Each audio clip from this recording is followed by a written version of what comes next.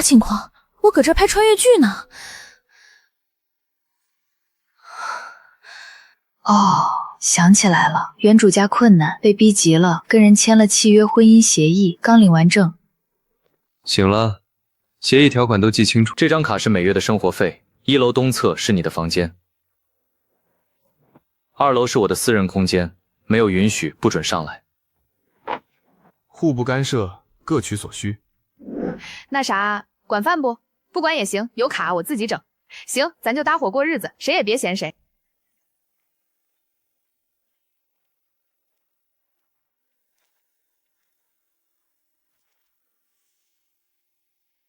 林小满，前世你是商界女精英，这辈子咱就从实习生干起，主打一个体验生活，万一还能带飞老公公司，那多带劲。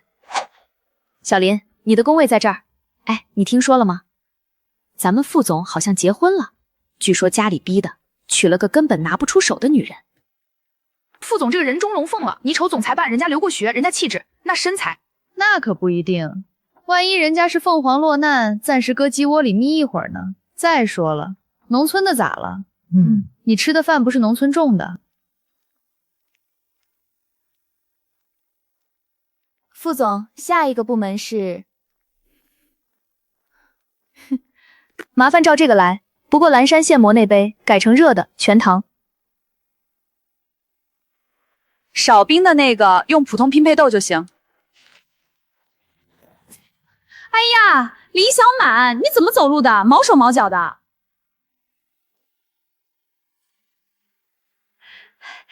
这下好了，大家的咖啡全泡汤了。苏秘书，你这腿伸的挺是时候啊。下回奥运会跨栏，你高低得去参加，为国争光。你什么意思？你自己摔倒了还赖我，大家可都看着呢。你问问谁看见我绊你了？没事儿，不用问。主要是我寻思你这腿长得挺长，可能不太好控制，老往人脚底下跑。这毛病在我老家叫腿太欠，得治。顶撞上级，你信不信我现在就去找人事部？苏秘书，消消气，这儿还剩一杯。你要不先润润嗓子再骂。哦，对，这是副总那杯。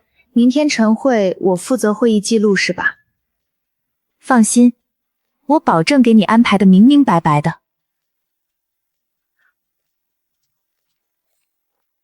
隔日晨会如期而至，全场同事都等着看林小满记录出错，当众出丑。苏曼妮满心等着看他落败，脸上毫不掩饰得意胜利的微笑。可傅延琛翻看会议记录时，却一眼锁定了文墨细节，一场无人察觉的项目漏洞，即将彻底改写局面。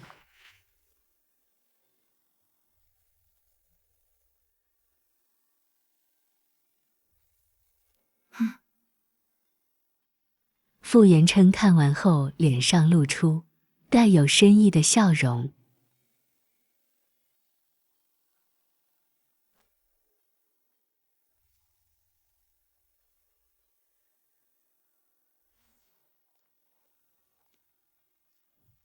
所以，盛安资本的张总对我们的底层逻辑不认可，认为缺乏商业落地场景。我们目前的核心场景集中在社区电商、智能门锁、物业缴费这3块，但张总说这些已经是红海，没有差异化竞争优势。王总监，我能插一句吗？林小满，你的工作是会议记录，不是会议发言。这里在座的都是总监级别以上，你一个实习生添什么乱？小同志，有话会后说，现在讨论的是核心战略问题。王总监，我正好记录到您刚才说的商业落地场景，就想顺嘴问一句，你们盯的都是年轻人，有没有想过真正的痛点可能是他们爹妈？什么？年轻人买东西哪儿不能买？大多大东直播间，你们那社区电商能有啥优势？但爹妈不一样，高净值家庭的独居老人，子女最怕啥？怕爹妈在家出事儿，没人知道。场景是社区居家养老数据化，用智能硬件监测老人健康 ，AI 分析异常报警，对接高端医疗资源，这玩意儿的商业价值不在卖硬件，而在捆绑全家的消费生。你帮他们看着爹妈，他们还不在你这个平台上消费。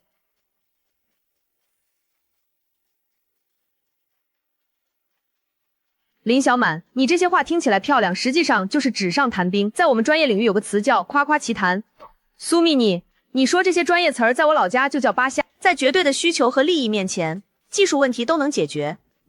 解决不了的不是问题太难，是搞技术的人没本事。不是因为你们技术不行，是你们对家庭这个场景的理解还停留在2019年。现在人最舍得花钱的地方，不是自己，是爹妈和孩子。老王，把林小满说的方向做成补充方案，下周见张总时一起提报。好，小林啊，你有两下子。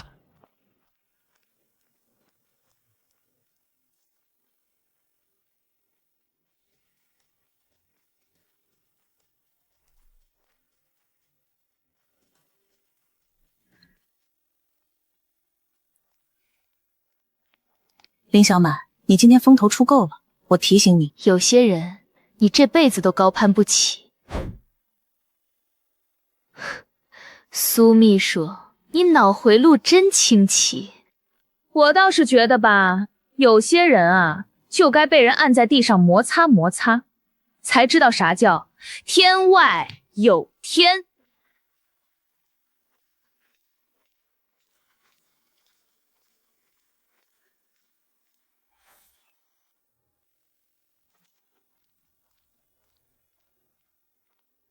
你的逻辑框架没问题，但数据支撑不够。张总是做投行出身，没有硬数据，他不会信。那还不简单，给我2天，我给你把数据跑出来。不过有个条件，财务、运营、技术3个部门权限。你确定你能跑出来？信我就干，不信我拉倒。反正我签的是婚姻契约，又不是卖身契。项目死不死跟我没半毛钱关系。给市场部实习生开通权限，我批的，权限到明天中午12点截止。得嘞，副总您就请好吧。苏秘书，副总那份蓝衫以后改热的，它畏寒。小林，听说你权限被苏秘书封了，他管着公司数据安全管理条例，说实习生没有跨部门查询资格。林小满，不好意思，合规部的规定你也得理解。实习生确实不能接触核心数据，这是为你好，万一出了事，你可担不起。理解，太理解了。苏秘书，你是按规矩办事，没毛病。这就放弃了？副总可不喜欢半途而废的。谁说我要放弃？数据又不是只有你那儿有，我这是去实地调研。大爷，咱这社区里老人多不？你干啥的？推销的不能进啊。平时都跟哪儿活动啊？富士集团的，做社区服务调研。大爷，您在这干了多少年了？这社区的老年住户，您心里肯定有本账。那可不，我搁这儿干8年了，谁家啥情况，门儿清。大爷，咱们爷俩好好唠唠。您给我说说，这些独居老人平时最愁啥？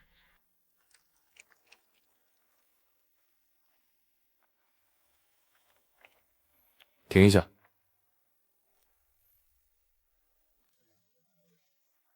大妈，我说的一键呼叫真能整上。我儿子给美国我摔倒了，都不知道找谁。能，必须能。婶儿，你放心，这事儿我记本上了，回去就跟我们领导拍桌子。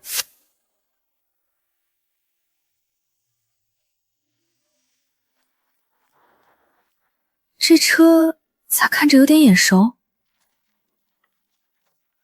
天哪，小林，你一下午跑了3个社区，这得多少数据啊？还以为有什么高招，原来是跑去跟老头老太太聊天。林小满，你这些能叫数据？苏秘书，你口中的数据搁报表里是一行数字，但在真实用户那里就是大爷摔倒了没人扶，大妈想孙子不会视频。你要觉得这不重要，那你继续看你那干净漂亮的报表，我继续跑我的唠嗑数据。哟，良心发现，权限给他。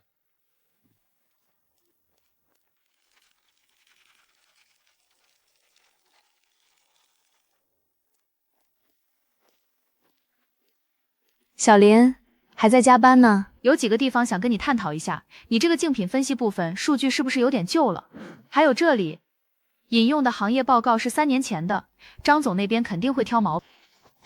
苏秘书，心意领了。不过我这人有个毛病，东西没做完之前不喜欢别人碰，万一手滑删了点啥，您还得背锅，多不好。也是，是我考虑不周。那你忙，我去给副总送夜宵。苏秘书，副总胃寒，银耳羹太凉了，他应该不喝。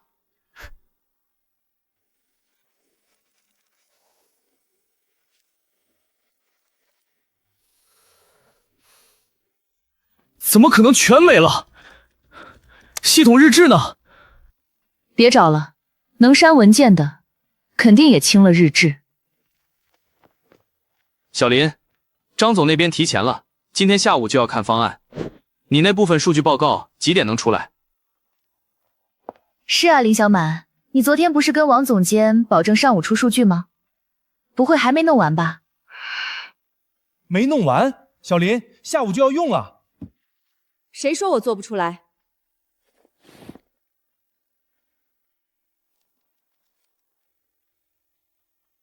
不光有备份，我还做了3个版本的交叉分析。苏秘书，数据分析部加班费挺贵的，要不省着点花？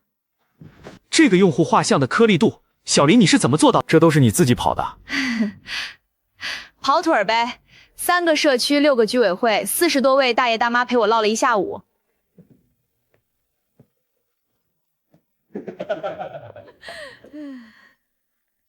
以上是我们对智慧社区项目的整体升级方案，核心场景从社区电商转向居家养老数据化服务。预计，老王，咱俩认识10年了，你给我看预计，我要看到的是落地路径。谁给你出的这个养老方向？逻辑是好的，但怎么落地？靠你们富士现有的物业资源。这个方向是我们市场部团队集体讨论的成果。关于落地资源，我们已经在接洽3家高端医疗机构和5家智能硬件供应商，具体名单在附录第7页。苏秘书，你列的这几家供应商，有2家去年已经被我们投过了，产品数据我看过，不行。张总，那您看过基层社区的原始数据吗？你是？我叫林小满，市场部实习生，负责这次方案的用户调研和数。林小满，张总没问你。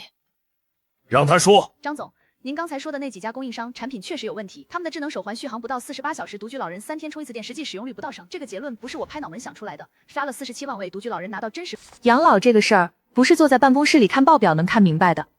你得去听大爷大妈骂街，才知道他们到底要啥。好，这小林有意思。老傅，你们公司还藏着这么个宝贝呢。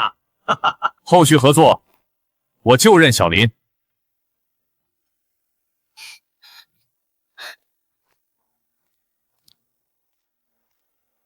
喂，帮我查一个人，富士集团市场部，林小满。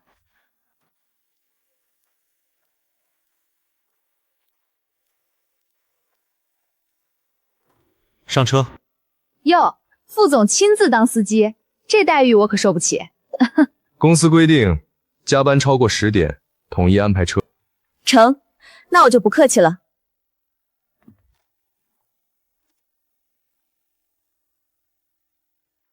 你是公司员工？副总，张总这事儿你咋不提前跟我说一声？你紧张？那可不，万一说差了，丢的可不是我一个人的脸，还有你，还有咱公司的脸。你今天表现很好，张总很少当场拍板。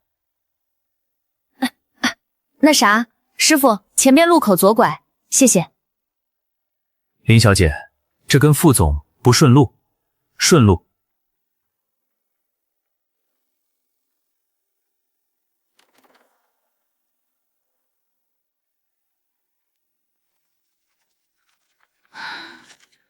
小林，这是谁送的？三明治看着可不便宜。管他谁送的，先吃饱再说。不吃饭哪有力气干活？不知道是谁这么没眼力劲儿，什么野花都敢往上贴。副总最讨厌办公室恋情，被发现了可没好果子吃。苏秘书说的对，那什么，您要是知道是谁送的，帮我转告一声，豆浆太甜了，下回少搁点糖，谢了。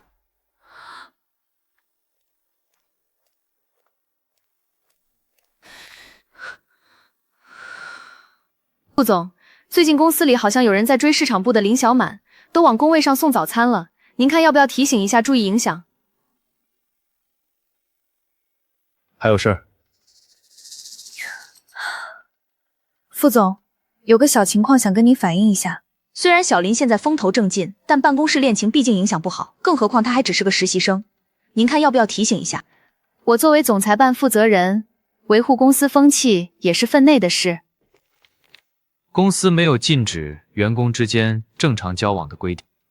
另外，早餐是我让行政安排的，加班超过10点的员工，第二天统一提供早餐补给。原来是这样。你的简历上教育背景、上一份工作，甚至连籍贯都填得模棱两可。林小满，或者你根本不叫林小满。苏秘书，你对我这么上心，我都有点感动了。你应该去查查，为啥我这么一个履历空白，能在张总面前把你怼得哑口无言。你还有苏秘书，我是不是林小满不劳您费心，但我肯定不是那种半夜偷偷删别人文件的人。我要是想找证据，现在你就不应该站在这儿跟我唠嗑了。苏秘书，咱做人留一线，我暂时不想把你咋地，你也别老来招惹我，成不？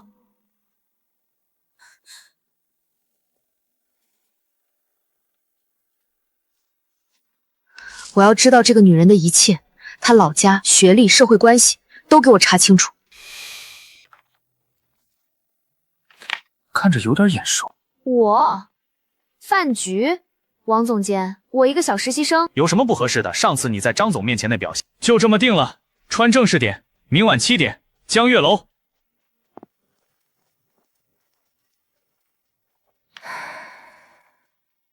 跟老公一起参加商务饭局，这剧情我咋没在合同里瞅见过？哼！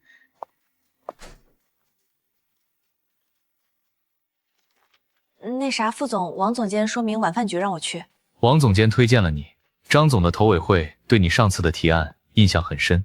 成，那我就去了。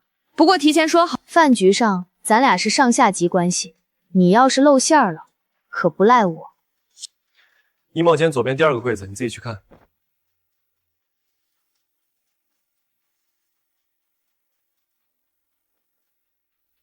哼，小林，来，坐我这边。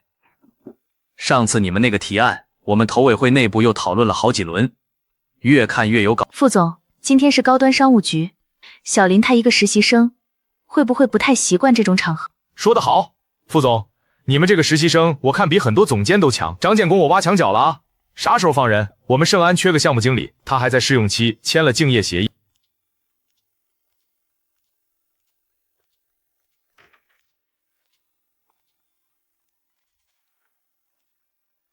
你今天这身衣服不错，哪个牌子的？不便宜吧？不知道，别人送的。林小满，你到底是运气好还是手段高？一个履历空白的女人，突然空降到副市，你该不会是哪个竞争对手派来的商业间谍吧？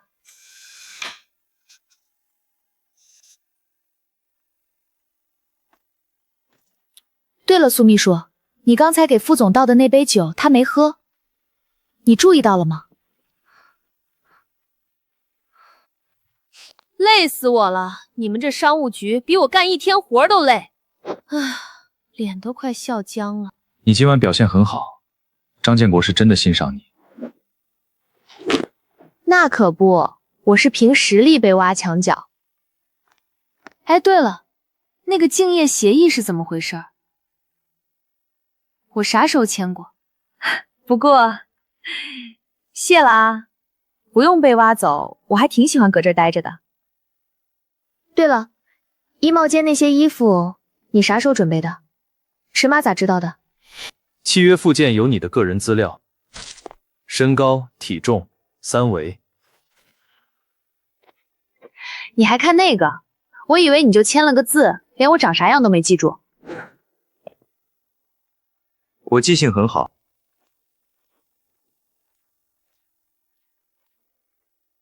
这个男人好像没表面上那么冷。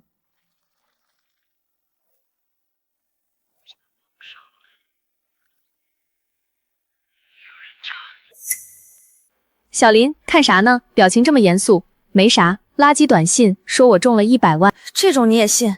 删了删了。你是谁？为什么帮我？找的是前治安员，你最好做点准备。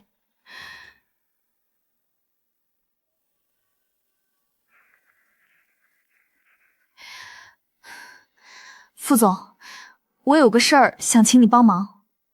什么事儿？你能帮我找一个人吗？就是我老家那边的亲戚，然后我可能需要提前串个供。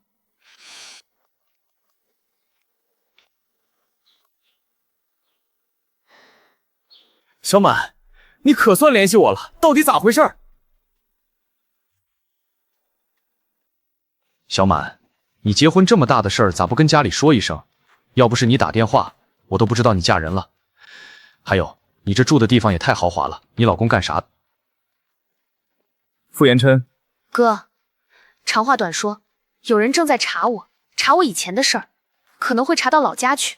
如果有人找你打听我，那我指定啥也不说。你得说，不光得说，还得照着我的话说。有人问你，你就说我从小学习好，考上过重点大学，后来因为家里困难才没去上。可你小时候学习不好啊，数学考过8分，被你爸追着打了2条街。那不重要，重要的是从现在开始，我说啥你记啥，记住了。你跟我说实话，你是不是摊上啥事儿了？要是这个男的欺负你，你跟哥说，哥会点功夫。没有，哥你想多了。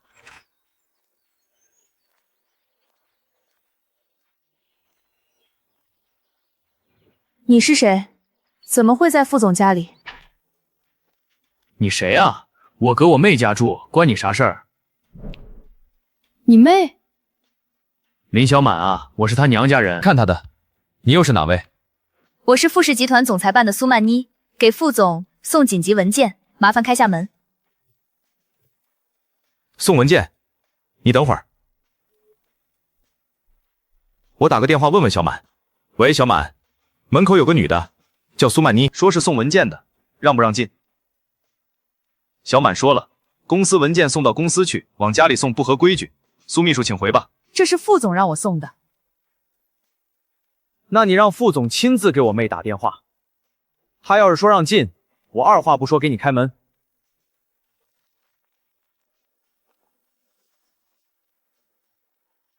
慢走啊，大妹子，我给你留饭。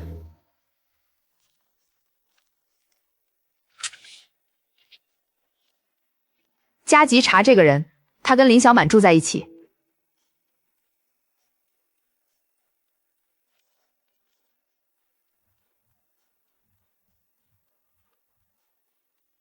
副总，按您的吩咐，我们监控了苏秘书最近的系统操作记录，这是他自己 U 盘里的文件，他的公司电脑自动同步了私人云盘。照片里的男人，我们查了是前安全队的，现在做私家。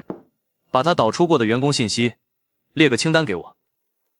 另外，从今天起，他的数据访问权限降到普通员工级别。他要是问起来，就说系统升级，全员调整。今晚早点回家。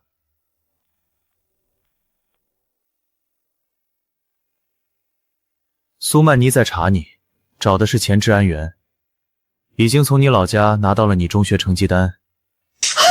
啥？这就查到了？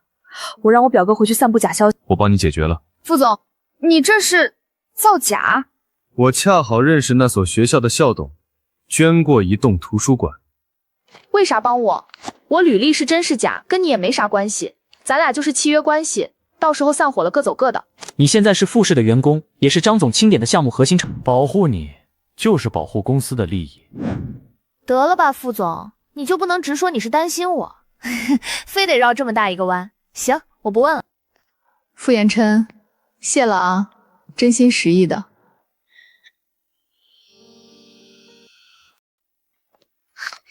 副总，跟你商量个事儿。说。借我点钱，多少？1个亿。你要1个亿做什么？做点小投资。什么投资需要1个亿？说了你也不懂，你就当我想试试水，玩一把。玩一把？林小满，1个亿不是玩具。我知道，所以我不是在跟你商量吗？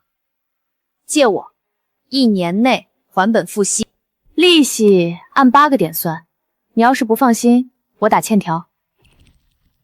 好，我借，但只此一次。好嘞，谢副总。 1个亿，终于开口了。老钱，不用问用途。副总，您是认真的？钱总，1个亿转给林小满，那个实习生。副总亲自批的，转。可是这金额太大了，要不要备注用途？副总说了，不用问用途，转完就行。钱总，这个林小满到底什么来头？别问，这事儿以后谁也别提。副总的私事，咱们只管执行。副总，您的咖啡。对了，我刚才去财务部送文件，听说您给林小满批了1个亿。副总，我不是想打听您的私事，只是林小满毕竟是公司的实习生，突然有这么一大笔资金。什么闲话？说您对他特殊照顾，毕竟他入职时间短，又没什么背景，同事们私下都在猜他跟您是什么关系。没有关系，他想借钱，我借了，仅此而已。以后这种事你也不用关注。好的，副总，我只是替您操心。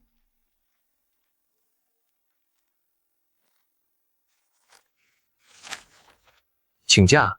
今天周3，你请什么假？有点私事。什么私事？逛街，换季了，买几件衣服。王总监，你放心，耽误不了事儿。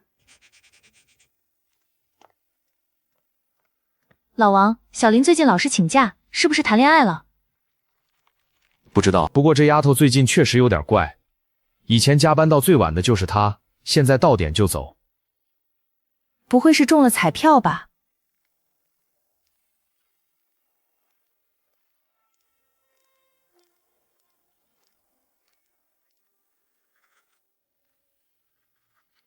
小满，苏秘书消息挺灵通，咋地？你也想逛？咱一块儿啊？不是管，是关心。毕竟咱们公司财务制度严，要是有人挪用公款什么的，苏秘书，你说这话可得有证据。我林小满花钱，1没偷，2没抢，3没找公司报销。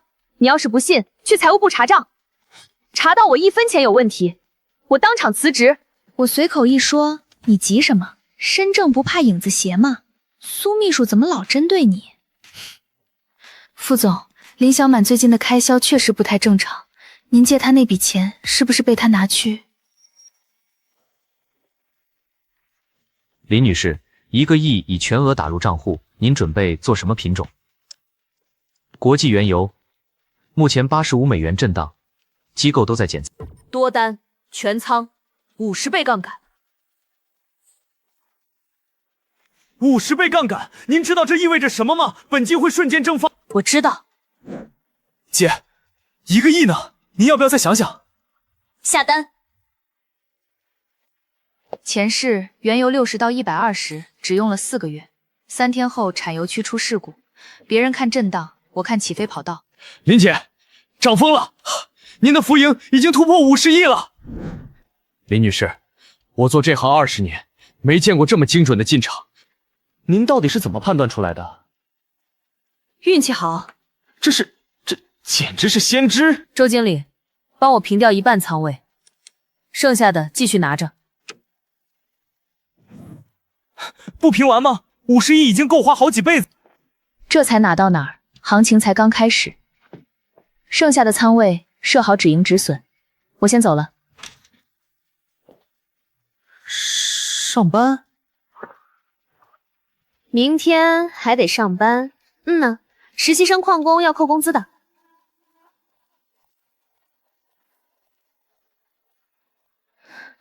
小林，你昨晚干啥了？没睡好？追剧，一口气刷了12集，没说那部剧叫《原油期货》。哟，副总还没睡呢。你今天又请假了？呢，买了点东西，换季嘛。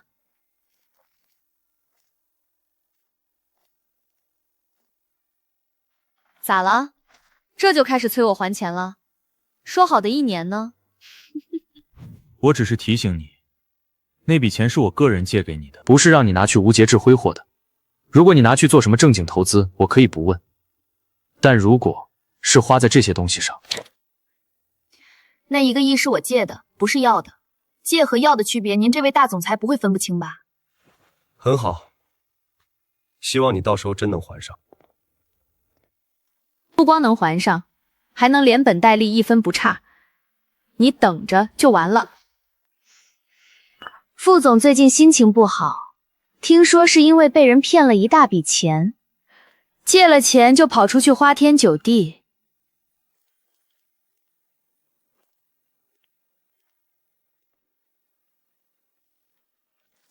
林小满，这份项目数据是你做的？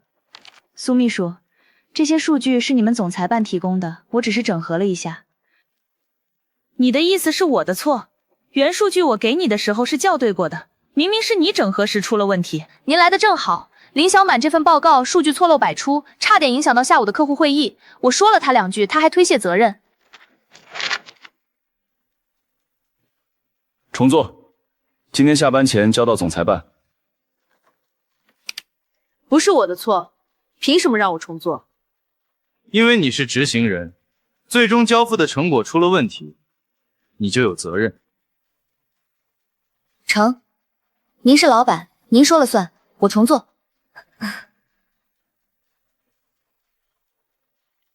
林女士，80亿了，您这次总该歇歇了吧？不歇。帮我开通所有大宗商品交易权限，黄金、铜、天然气、大豆、白糖、棉花，全开。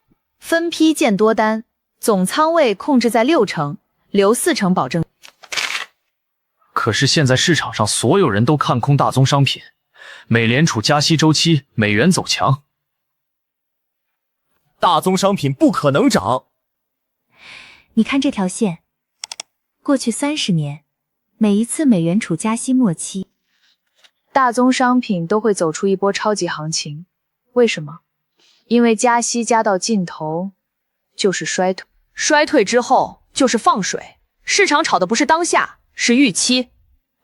这个逻辑学界有争议。我不搞学术，我只赚钱，帮我下单。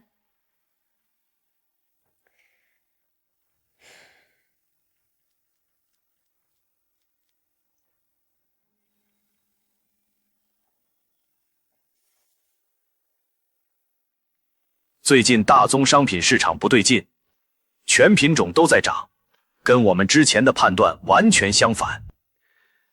有人在持续吃货，而且手法非常老练。我让人查了，资金源头在天元证券，个人账户，能撬动这么大行情的个人，王总是一个新开户的个人账，据说是一个女的，东北口音，营业部的人给她起了个外号叫东北大姐。东北大姐，一个人不可能，背后肯定有团队。不管他是谁，他现在是所有人的对手。我们4家之前都在做空，我们4家各出100亿空单，同时砸，他一个个人账户，保证金再多能扛住400亿的空单，一言为定。林姐，有人在砸盘，400、500亿的空单同时砸下来了。林姐，我们浮亏超过30亿了。再等等，要不要止损？再等就爆仓了。我说等等，你看他们砸盘的量能一次比一次弱，第一波砸了100亿，第二波70亿，第三波连50亿都不到。那又怎么样？价格还在跌啊，说明他们快没弹药了。400亿的空单，他们自己也扛不住太久，现在就是在虚张声势，想让我自己吓自己，平仓跑路。周经理，50亿加仓，多单，他们砸多少，我吃多少。涨了，涨了，涨了！空头在互相踩踏，他们跑不掉了。今天谁砸的盘，把他们记下来，以后他们的基金有一个算一个，我全盯着。苏小姐，你上次说的那个人，你说他在富士上班，给我详细讲讲。林姐又新高了，咱们浮盈快300亿了。小王，拉一下这周的成交量，量价背离，阳线实体越来越短，上影线越来越长，顶部信号出来了。您的意思是？准备清仓，所有品种全部平掉。全部？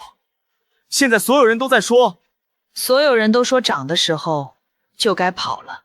今天收盘前全部平完，一张多单都不留。现在知道我为什么昨天清仓了吧？林姐，如果你昨天没清仓，今天至少回吐150亿。账户余额多少？317亿。我转出300亿到私人账户，留17亿。回头有行情再玩，我下午还得上班，先走了。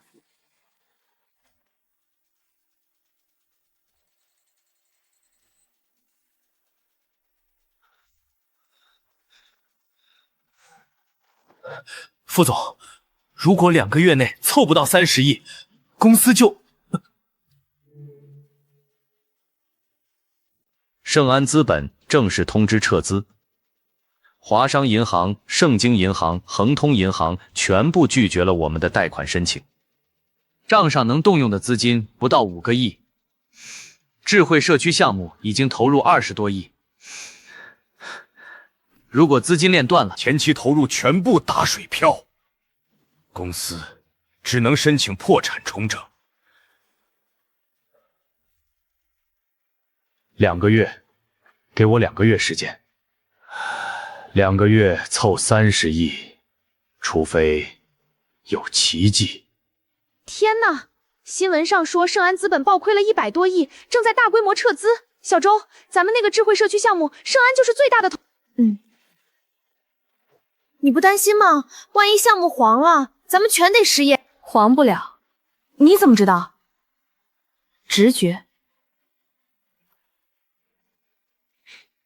陈总，富士现在正是最虚弱的时候，你们如果想吞下智慧社区这个项目，现在就是最好的时机。苏小姐，大半夜约我出来，又是为了富士的事儿。陈总，我上次跟你提的合作，现在是时候了。上次你说富士资金链紧张，让我等着看好戏。结果呢，人家搞定了智慧社区项，拿到张建国的投资，那是意外。林小满凭空冒出来，帮傅延琛搞定了。但这次不一样，傅延琛自己把钱借给了他，1个亿。1个亿怎么了？1个亿让傅延琛对他彻底失望了。他现在觉得林小满就是个拜金女，跟外面那些女人没区别。他现在信任的人是我。继续说。我已经布局了2年，富士的核心数据、供应链、财务漏洞全在我手上。现在傅延琛因为林小满的事心思全乱了，这时候动手，他不会有防备。你要我怎么配合？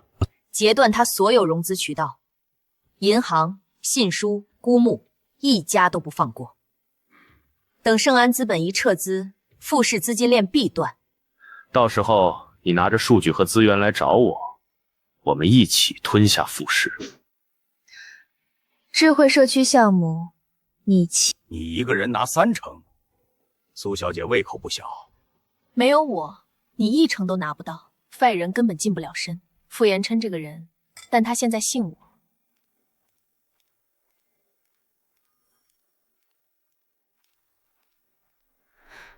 继续查林小满那1个亿的去向。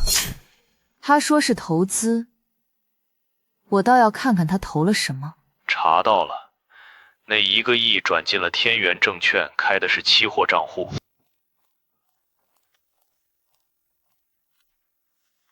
副总，那1个亿，你说什么？1个亿本金，按年化8个点，用了1个月，利息66.606毛，连本带利都在卡里。不到1个月，66万，你从哪儿弄来的？赚的。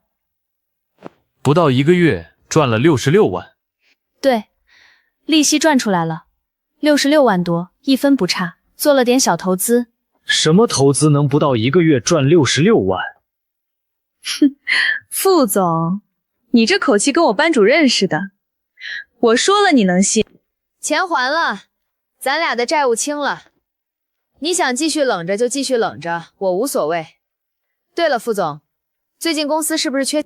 我看你财报翻了一晚上了，需要帮忙就说，毕竟你管过我饭。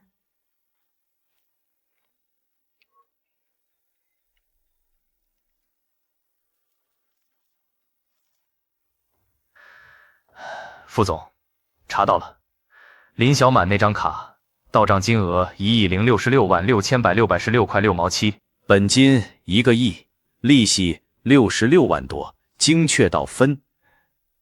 不过我查了资金流向，这笔钱是从天元证券的期货保证金账户转出来的。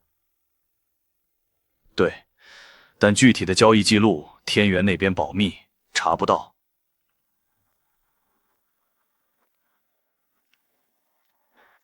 不到1个月就用期货赚是66万，问他这段时间干嘛去？说逛街，做头发。听说盛安资本马上要撤资了，银行那边的融资渠道也全被堵死了，缺口30。你消息很灵通。不止消息灵通，我可以帮您牵线，30亿随时到账，但有2个条件。第一，富士集团51%的股份转让给我名下。第2个条件呢？第2，您跟我结婚，我能帮您管好整个公司。如果我不答应呢？那您自己找30亿，2个月内如果找不到，公司破产，项目烂尾，几万员工失业。副总，您没有选，我给您1周时间考虑，1周后，要么您签了这2份协议，要么我看着富士破产。哟，这是咋了？副总也开始借酒消愁了。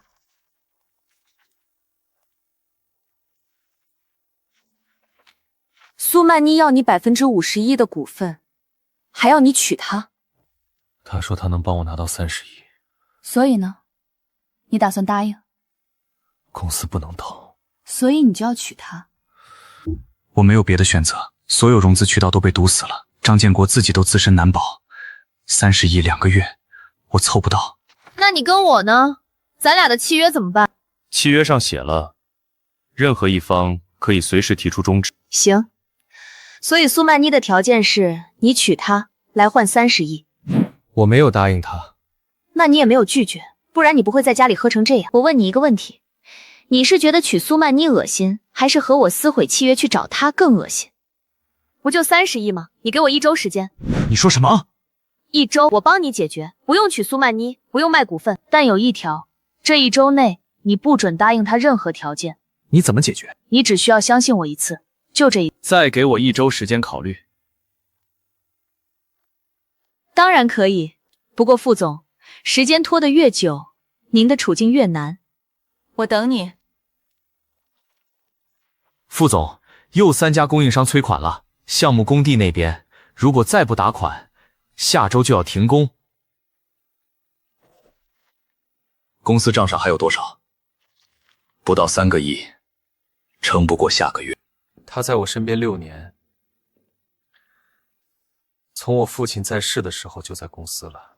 副总，有些人是等时机，以前公司运转正常，他没机会，现在遇到困难，他露出真面目了。如果娶了她，公司保住了，但我这辈子都跟她绑在一起。如果拒绝，公司破产。如果信林小满，他能有什么办法？他连1个亿都是刚还回来的。副总，那个林小满，他跟我说过一句话，什么话？最擅长的事儿就是雪中送炭。他什么时候说的？还钱那天走的时候顺嘴说的。现在想想，他好像早就知道公司会遇到困难。1周，我等你。周经理，我要投一笔钱。林女士，您说投什么品种？不是期货，是直接投资。富士集团智慧社区项目30亿。30亿，直接投资富士？对，从我个人账户划走，对方公司账户，富士集团。怎么署名？署名就写东北大姐。什么？林姐，你要曝光自己的身份？不是曝光，是留个名号。富士的人不知道东北大姐是谁，但整个资本圈都知道，署这个名，那些堵富士融资渠道的人会以为是东北大姐在罩富士，他们就不敢再动手了。让他们查到天元证券，你们再帮我挡一挡。他们总不至于冲到富士来翻员工档案吧？不是仗义，是有人欠我一顿道歉。在他道歉之前，我不打算露面，但也不能看着他的公司被苏曼妮那种人吞了。转账附言写不接受苏曼妮经手。智慧社区项目专项投资款，东北大姐。钱总，您怎么了？到账了。30亿，谁转的？汇款方，个人账户，署名东北大姐。